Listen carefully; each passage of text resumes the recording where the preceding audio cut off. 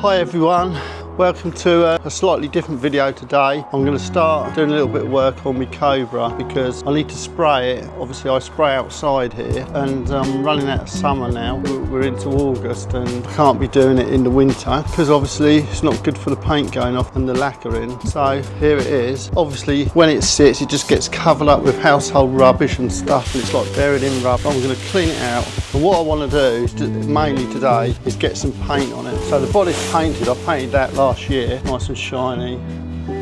Down low, I'm going to spray a bit more paint down there. I went a bit thin on it. I need to do the boot lid, clear it out a little bit. I've got the bonnet out here ready to paint. I've introduced these air vents in it to get a little bit more heat, whereas the 427 engine really gets hot under there. So that's going to move some heat. I've actually extended the goop on the bonnet. So this is that's ready for paint nearly. This is the scoop. And then it's sort of there really. I did give it a nice old buff when I painted it last year. The shine's definitely there. The air filter here was actually rubbing on the top of the bonnet hood scoop before. It's taken, there was a lip round it, I've taken that off, hired the scoop as I said. So the engine can move in there and that's all okay. So we've got the dual core rad in it now. And what I'm going to do with this, most people put the fans in front of the rad and all they do, they block the radiator. So what you have to do, you have to put the fans in behind it, which we'll be doing. But as you can see, I've got twin Kenlos on it. Well, they're not on it yet, but they will be. And that's the gap I've got to work with down there. The dashboard's in bits. I'll put a new dash in it. It's all going to be wired into the glove box there. That's where we're going to control it from. We've got race pedals in it down there. I don't know if you can see them. We've got this here. So we're going to have a roll bar which comes up around the driver and then the strengthening bar goes all the way down to the other side of the gearbox as the original ones did in the day. I've cut out the bits ready to take it. That'll be welded onto that, which is linked to the chassis, not by welding, but it's bolted up to the chassis. So that's where we're going to start. So I'm going to clean it out now and then we'll get rubbing things down, all the panels, and we'll get some paint on it and lacquer. So there we have it, all nice and clean, ready to be worked on once again. All the panels are out here, ready to be rubbed down. One last rub down before we spray them into the colour and then lacquer them, 7 coats as usual. So I'm giving this one final rub down.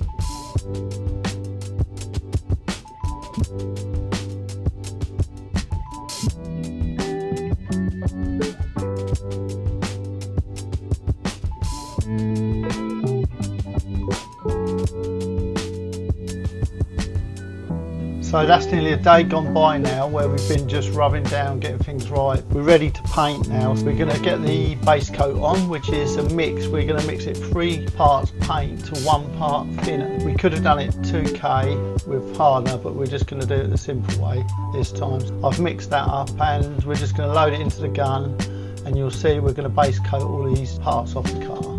Basically the base coat is 1 or 2 coats of the colour. Don't have to be very thick as long as it covers. So we're aiming here to get nice even strokes with the gun, slightly overlapping, not allowing any base product to show through, because any show through will show when we've got it lacquered. We will do 2 coats over it all just to make sure there are no issues. Making sure we get the edges done and then we're going to spray upwards just to make sure we've got them underneath. As I say, this don't have to be thick, but it does need to be a good coverage.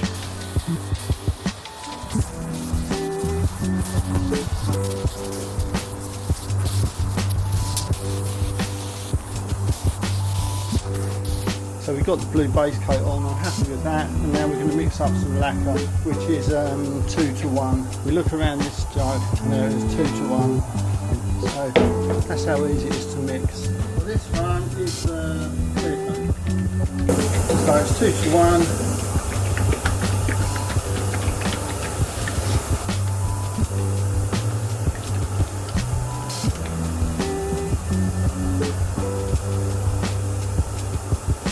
Try not to make too many bubbles in it, I guess. Not more bubbles coming out in the paint, okay, I suppose. That's that.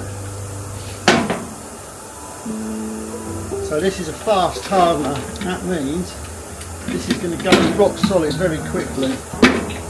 Just check it is what it is. Fast hardener. So this is going to go up to B now on 2 to 1.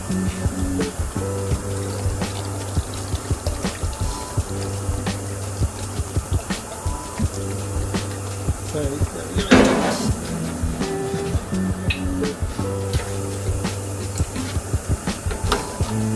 Thinners up to say 10%.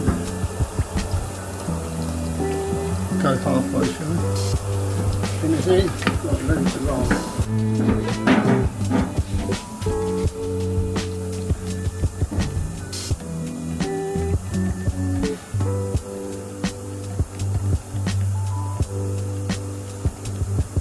So this is what makes it look shiny, because this is like the gloss. And I normally do 6 to 7 coats of this, nice and thick, then you can polish it back a lot better without the risk of going through to the base coat.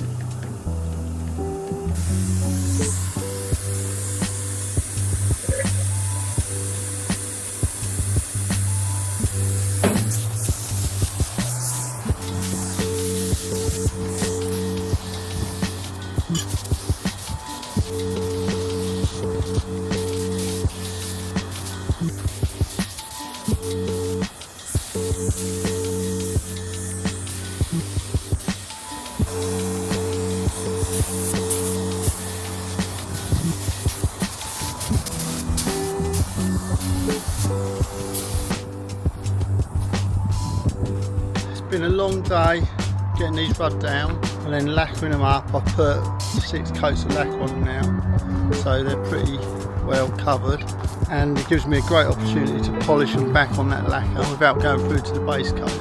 So that's the bonnet.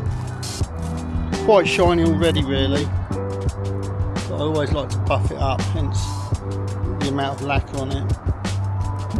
That's the boot lid. There's a scoop from the bonnet. 1 door, 2 doors. I do spray quite heavy to get the gloss, so it all lays down in a gloss, but I don't mind. It means that I do get a few runs here and there, but you know, we can always get rid of the runs. You just rub them out and polish them. It's better than having a real orange peely, say, bonnet that you've got to rub down, you've got to polish for ages and ages. I like to get it pretty shiny straight out of the spraying. Anyway, there it is. Thanks for watching. Just wanted to say to you that in episode 2 of the spraying, we're going to look at how we rub out any runs which were there. We're going to show you how we lightly rub it down to smoothen it before we go down to the polishing mop on it, and how shiny it will be. So look out for that soon.